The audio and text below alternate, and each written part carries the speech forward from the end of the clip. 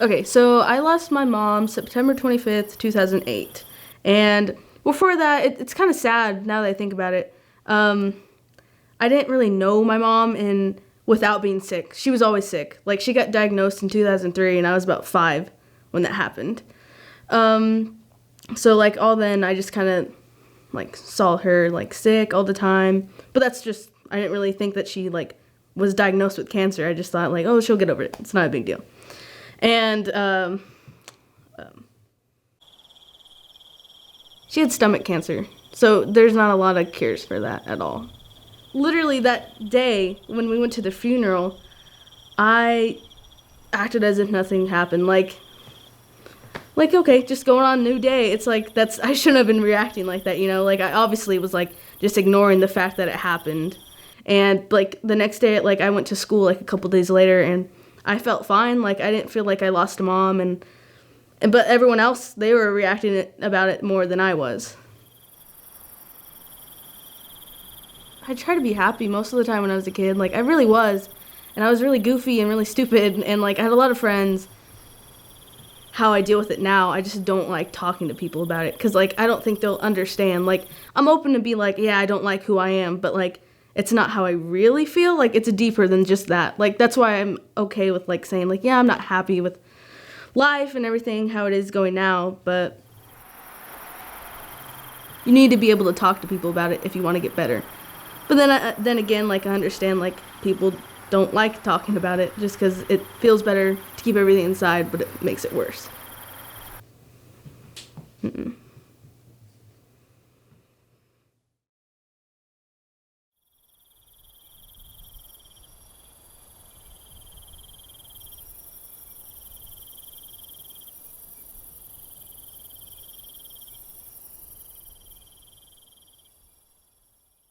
Middle school years, I had a lot of drama.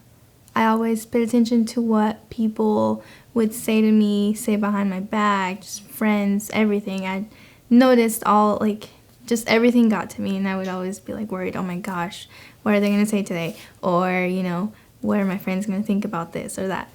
In high school, I stopped caring after, like, the middle of my freshman year. I didn't care what people said. So I joined a CNA class, and I just focused on myself. I started working a lot. My goal was to work at the hospital in Scott City, and I worked myself up little by little. Once I got to the hospital, I felt like I did something really big. I like helping others a lot. I accumulated like over 120 something hours of community service doing video class because I loved it so much. I wanted to become a cinematographer. Once I started classes here, I was like, you know, I just want to do this for like on the side, like as a hobby, but I can't stop coming to these classes because I love them so much. So I feel like if I wouldn't have became a CNA, I wouldn't have had the interest of going into the radiology field. And if I wouldn't started that video class in high school, I wouldn't have gone into this field and being here.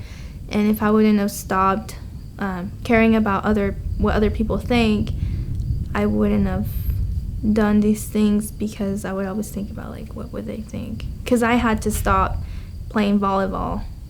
And if you're not in sports in high school, where I come from, if you're not in sports, like you're not that popular. And I noticed once I stopped playing volleyball, my friends didn't talk to me as much as I talked, like they used to talk to me. And that's when I knew like who were the real friends, you know, who are my real friends. So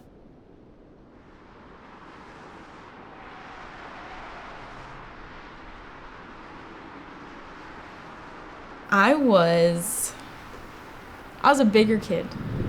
I shouldn't say bigger, I was chubby. I was real chubby. And there were there were like 3 boys in my class. And every day they just, you're fat, you're something, whatever. Like, all right, I was every day in the principal's office, I was crying. I was bawling just because I had gotten so sick of it. I'd go home and I'd tell my dad, and he said, well, what are you doing to them? What's making them call you this? I was like, I'm not doing anything. And that progressed, however, but once I got to high school, like everything was pretty well. Like I'd figured it out. I was good. And then they just started giving me crap all the time. That's just how it was. And that's how I am with other people now. My dad giving me that tough love that he did, that he still is giving me, I think that says a lot about me, because that's how I am with other people. Still have feelings, still emotion, whatever. But I don't know. I don't give people that loving feeling, because that's not, I've had that same tough love throughout my whole life. So I don't, that's all I know. So that's how I am with people. My dad just taught me to be tough, I guess. And going back to the farm, I mean, I've worked on that since I was in diapers. I didn't really have time to be a kid either. I feel like I'm switching roles. I was younger, I was an adult, I'm older, now I'm being a kid. So, and I feel like I'm reaching my potential as I was working so hard for in high school, and then I get here in college and I feel like it's just here. Like my potential's just been sitting here this whole entire time and I haven't even dove into it.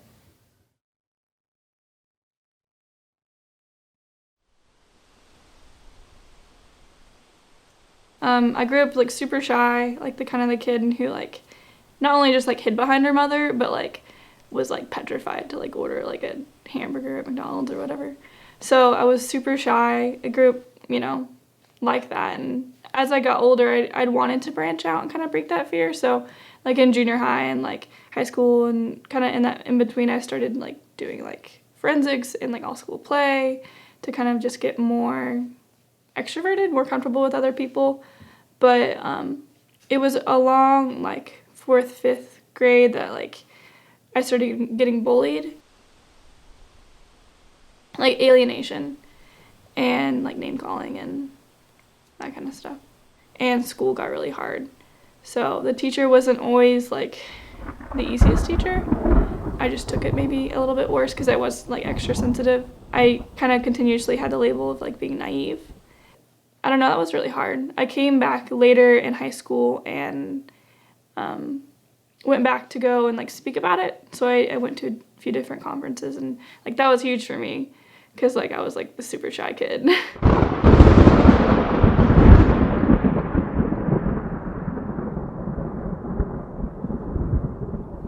My dad is brilliant. He's a brilliant mind. He joined the Marines after high school. His brother did the same. He got back to wherever he was living on base at the time.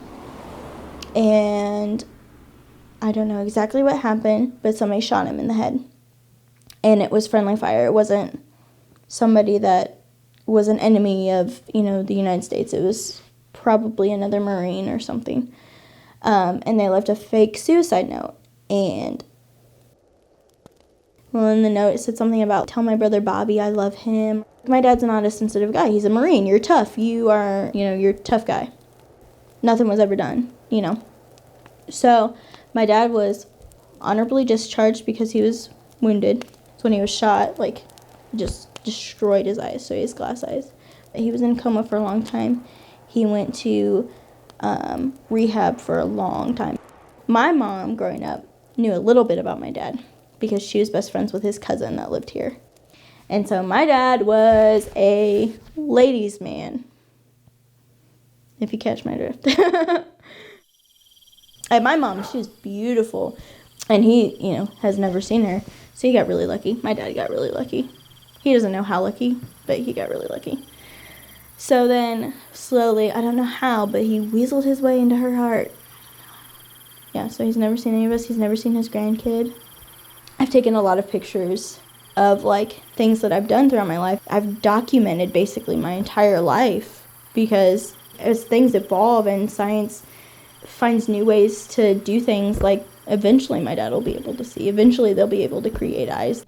That's where pictures mean a lot to me because you can capture a moment and it's there. And then you have it forever. And if you forget, you have that picture to remind you, and then it brings all these memories back, and you're able to explain what happened and why it happened and a funny story or what somebody said, or yeah. So pictures mean a lot to me, and I enjoy photography. And I'm pretty good at it.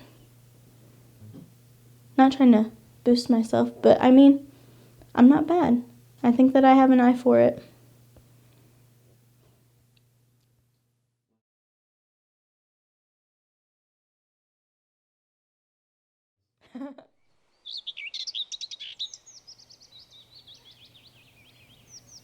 So I started drinking and using drugs at a young age. Like I was 15 when I became an everyday drug user. And then I stayed a everyday drug user or drinker for 15 years, you know? Like that's a long time, man. And then when my baby mama and I split up for the last time, that just really crushed me. And I had a job in a factory, which I totally hated. So, so I just decided I didn't want to work anymore. I would just sell dope to get by. And then I sold to a confidential informant, went to prison. Well, went to jail for 6 months and then prison for 10 months. But even like, I can remember like within 4 or 5 weeks of being in jail, like the seeds were starting to be planted, like I was going to have to change something if I was ever going to get any more of a result out of life than just living in my hometown and just doing drugs, man, you know. I remember the whole day pretty clearly. Well, I remember like the couple of days surrounding it all pretty clearly, but I had some pretty shady people at the apartment I was staying at, and I think they may have had something to do with setting me up, I don't know, but they were like, please don't sell these pills to this guy. We want to sell them to him in the morning, and we'll buy them from you. And we want to, because they wanted to make a profit. But I didn't really like to fuck with that guy. So I was like, all right, cool, yeah, that's cool. So I fronted the guy the pills. He said he'd come back to pick me up and pay me the money. So then I'm hanging out in my apartment in the daytime, and my roommate's there. I keeps looking at the window at this parking lot, and he's like, man, he was tripping out about this car across the street in another parking lot. And I was like, dude, you're tripping. So I'm like fucking with him, like hitting the meth pipe in front of the window and shit. And it turns out that I had sold to a confidential informant. So he gave me the money and then gave me a ride to pretty close to the dope house, and the undercover car was following us, and I was unaware of it. And so I sat down on the bed and I was like, looked out the window, like nobody was like in the backyard, and we started smoking, and like I got my dope sacks and my pills, and I had this little pouch that I kept all my stuff in. I had my house key on it, and so I put it all in my pouch. And then somebody yelled from the front room like, hey man, don't you have warrants? And I was like, yeah. And they were like, we get out of here. The cops are coming, or like the cops are driving around outside. The dude that I had just bought the dope from was like, dude, they're tripping. You're cool. Just sit down, you know? So I sat back down, and I picked up the bong, and I went to take a hit out of it, and I looked out the window, and there's an undercover officer, like we know, like in Salina, you know who the drug task force officers are. So he's in plain clothes, but he's coming up the backyard, and he was like, man, get out of here. So I grabbed up my pouch with all my dope and pills, because I'm a drug addict. Like, I'm not leaving my drugs here, you know? And so I put them in my pocket and went right out the front door, and they had cops on the front door with tasers on the door. Yeah.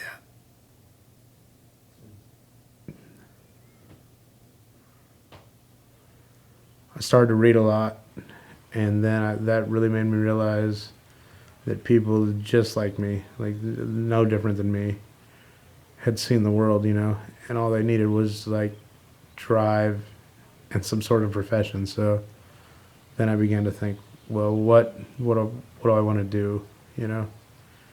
So for a long time, I've always thought like it'd be cool to document all the crazy shit that I'm seeing. And so I thought, well, maybe I'll just give that a shot. So I got enrolled in college while I was still locked up, and I had been on work release in the prison here. So I just stayed here. I just kept my job, started school, started drinking immediately within like getting out of prison, and then, of course, immediately started getting in trouble again. So, yeah. I guess I'd like to say in 5 years I'll still be like doing well and not be a drug addict or an alcoholic. I mean, I guess that's probably the biggest thing that I want. It's like, I don't know where I'll be in life. I don't know what I'll be doing, but I don't want to be strung out or homeless bumming people's dollars on the streets.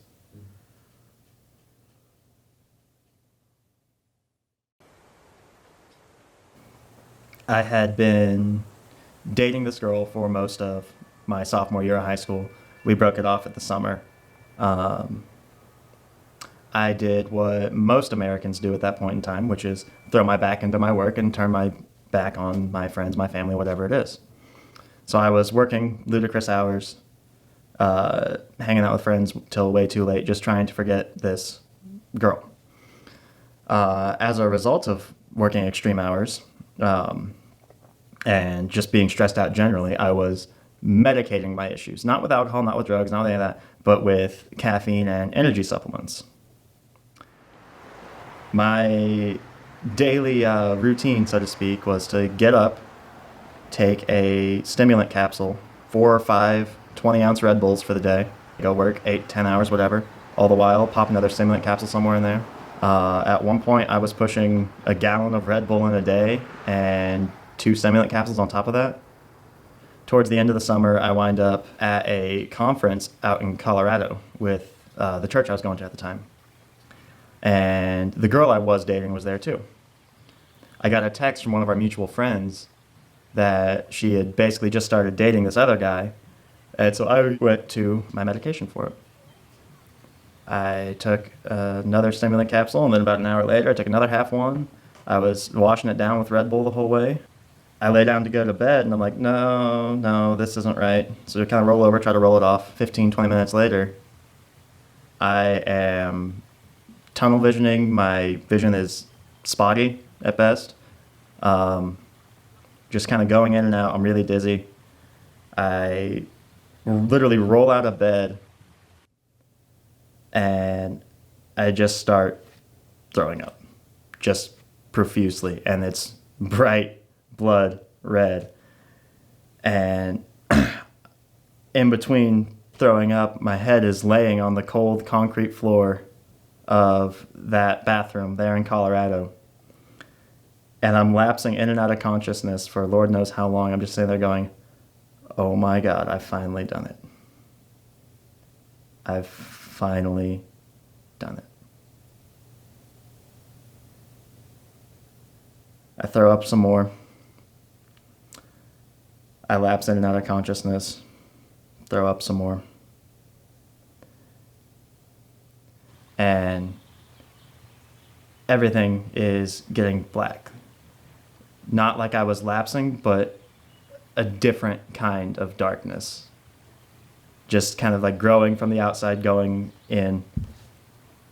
And I don't know what came into me or what came over me or what, but I just literally said no. Not yet. I picked myself up off the ground, wiped my face off, crawled into bed, and by some miracle, I woke up in the morning. I went to a doctor when I got back from that trip. She said, Matt, there's no reason for you to be here right now. There's absolutely no reason other than a miracle that you are alive. And so ever since that day, I make it a point to live my life, because you never know when it's going to be your last day. You never know when it's going to be the last time you'll see him or you'll see her or anyone. Life's too short to not enjoy it.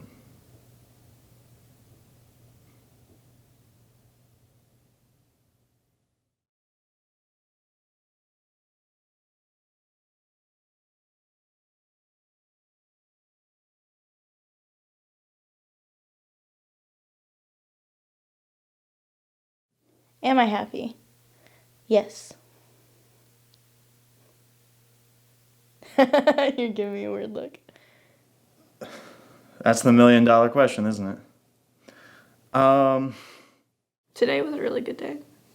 So the weather was really nice. Yeah. Like right now. I feel like this is a trick question because you're giving me a weird look.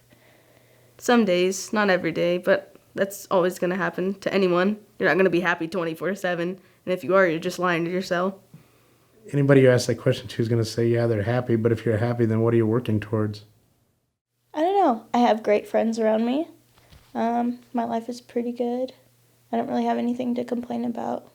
Even though like I'm a really happy person, there are times that I can get depressed. Yeah, I try my best to be happy around people. If not, I try to just not talk. But yeah, I think I'm a happy girl. Comparatively, I am. You know, like, from like before I got arrested to now, I'm like monumentally more happy. I mean, stuff doesn't go my way, but part of being an adult is getting over it and moving on.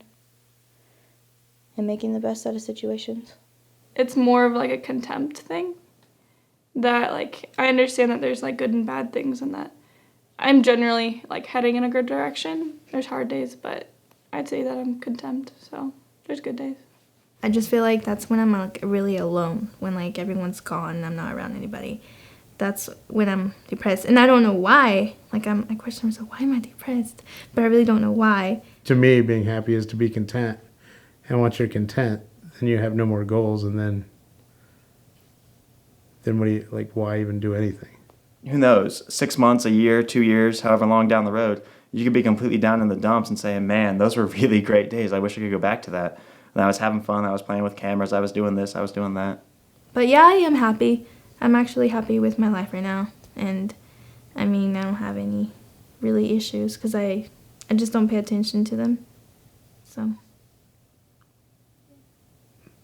I don't want to be ever content enough to just settle down and just accept the world for what it is.